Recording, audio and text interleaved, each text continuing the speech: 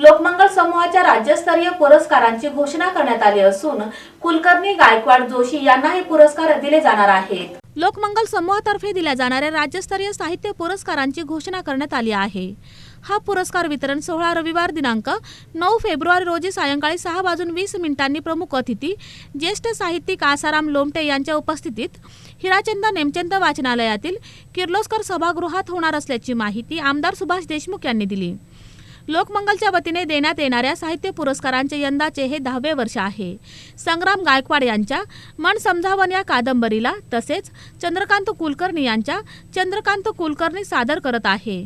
या आत्मपर लेखनाला तर गोल्पे विभोर गल्पेर बागान बानी बसू या बंगाली कथासंग्रहाचे मराठी अनुवाद करणाऱ्या सुमती जोशी यांना राज्यस्तरीय पुरस्कार देण्यात येणार आहे। मराठी भाषा वाङ्मय संस्थात्मक योगदानाबद्दल आणि साहित्य क्षेत्रात लक्षणीय कार्य केल्याबद्दल कौतिकराव ढाले पाटील यांचा विशेष सन्मान करण्यात येणार आहे।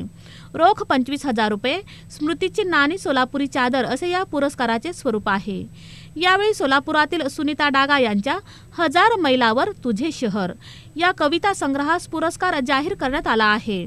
रोख 11,000 रुपये, स्मृतिचिन्ह आणि सोलापुरी चादर असे या पुरस्काराचं स्वरूप आहे। तर यावेळेस 10वं वर्ष आम्हाला खूप अप्रूप वाटतं 10व्या वर्षाचं आणि खूप चांगले पुरस्कार आतापर्यंत गेलेले आहेत। आणि मी प्रत्येक वर्षी सांगते, याही वर्षी सांगते की पुरस्कार मिळाल्यानंतर आपल्या त्या साहित्यिकांना लोकमंगलचा जेव्हा पुरस्कार मिळतो त्याच्यानंतर राज्यस्तरीय पुरस्कार मिळतो त्यांना, त्याच्याचबरोबर लोकमंगल फाउंडेशनचा महाराष्ट्र साहित्य फाउंडेशनचा अमेरिका तो पुरस्कार मिळतो, त्याचबरोबर साहित्य अकादमीचा पुरस्कार मिळतो। असे अनेक पुरस्कार तिथं मिळतात आणि तर असा हा साहित्य पुरस्कार आहे।